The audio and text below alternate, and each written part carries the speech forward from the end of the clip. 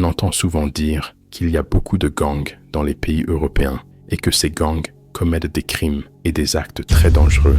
Nous avons vu les réactions de criminels condamnés à la prison à perpétuité, mais nous n'avons jamais vu de membres de gangs ou de chefs de gang dans les salles d'audience. C'est pourquoi, aujourd'hui, je vous ai apporté les réactions de membres de gangs dans les tribunaux. Martinez, Manuel, José, ce sont des membres du gang Trinitarios. Ces membres du gang ont attaqué un garçon de 15 ans et l'ont poignardé jusqu'à ce qu'il rende son dernier souffle. Ce garçon s'appelait Peter et cela s'est passé en 2018. Alessandro était sorti de chez son ami qui habitait dans le même quartier que le gang. À ce moment-là, il rentrait chez lui, mais il a remarqué que 4 voitures le suivaient, ainsi que des personnes à pied, comme vous pouvez le voir dans la vidéo. Au début, Alessandro était sur son téléphone, puis soudain, il s'est mis à courir, car il avait vu qu'on le suivait. Les agresseurs pensaient qu'il faisait partie d'un gang rival. Alessandro est entré dans un supermarché, apeuré, et a essayé de se cacher près du caissier. Dès que le caissier l'a vu, il a tenté de le repousser, pensant peut-être que c'était un voleur. Mais un membre du gang, à pied, a reconnu Alessandro, l'a désigné aux autres. Et si vous regardez bien, la personne en rouge tenait un grand couteau bien aiguisé.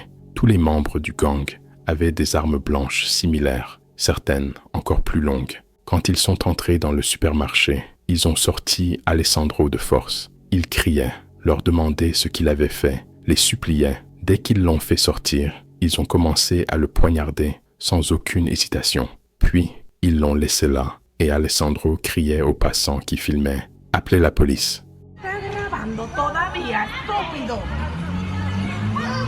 Ce qui m'étonne le plus, c'est que vous voyez des gens en train de poignarder une personne et les autres autour ne font que regarder et filmer. Ils ont même dit qu'il y avait des policiers un peu plus loin, debout, qui regardaient sans intervenir, sans rien faire. Si on veut blâmer les civils, on peut se dire qu'ils n'avaient peut-être pas d'armes pour intervenir. Mais un policier, lui, il a une arme à feu. S'il avait juste tiré une balle en l'air, rien qu'une seule, tout le monde aurait fui et laissé la place. Mais non, personne n'a bougé. Finalement, Alessandro a essayé de courir vers l'hôpital le plus proche du quartier, mais il n'a pas pu aller bien loin. Il s'est effondré en chemin et a saigné jusqu'à ce qu'il rende son dernier souffle.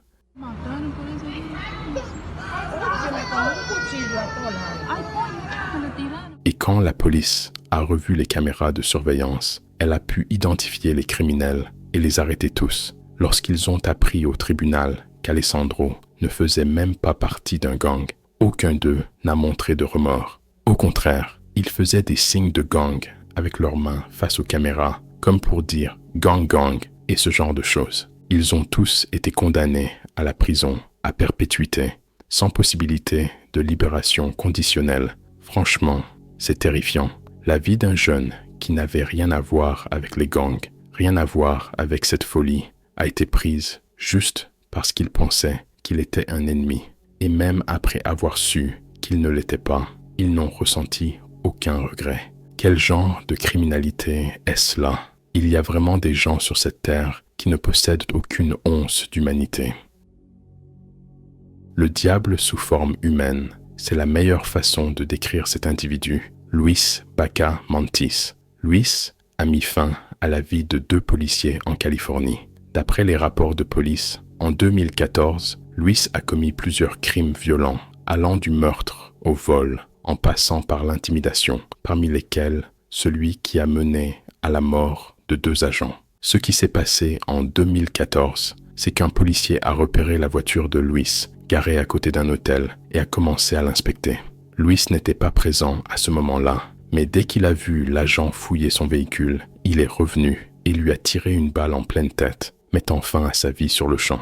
Ensuite, il a volé une autre voiture et s'est dirigé vers un autre État, où il a de nouveau ouvert le feu sur un autre policier, le tuant également. An undocumented immigrant is accused of murdering Sacramento County Sheriff's Deputy Danny Oliver and then Placer County Sheriff's Detective Mike Davis Jr. during a crime spree that also included carjacking and other shooting victims in October of 2014. Par la suite, il a été arrêté Et lors de sa première comparution devant le tribunal, il a commencé à insulter et à proférer des injures à l'encontre de la juge. Il ne montrait aucun remords. Au contraire, on aurait dit que tout cela lui paraissait parfaitement normal, comme si ce qu'il avait fait n'avait aucune gravité.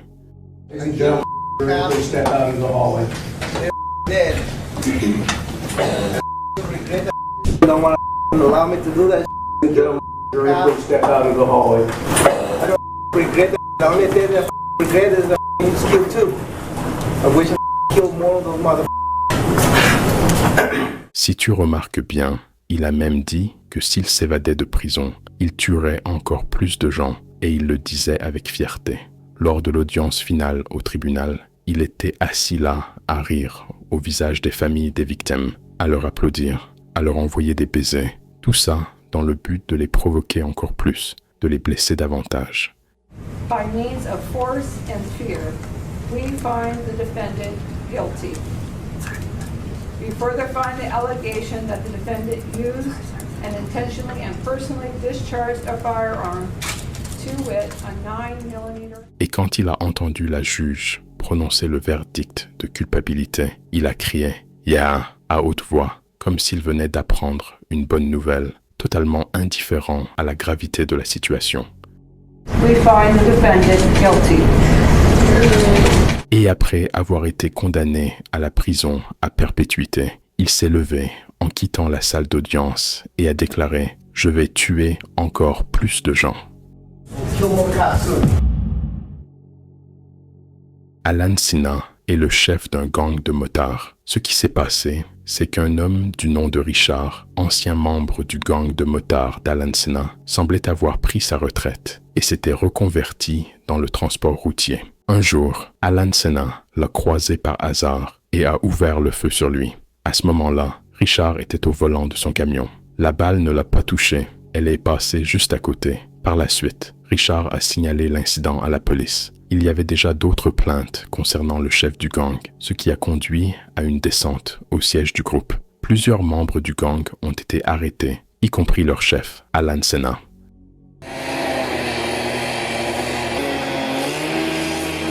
Anyone inside 161 Message Street? This is the state police. Come on with your hands up. Do it now.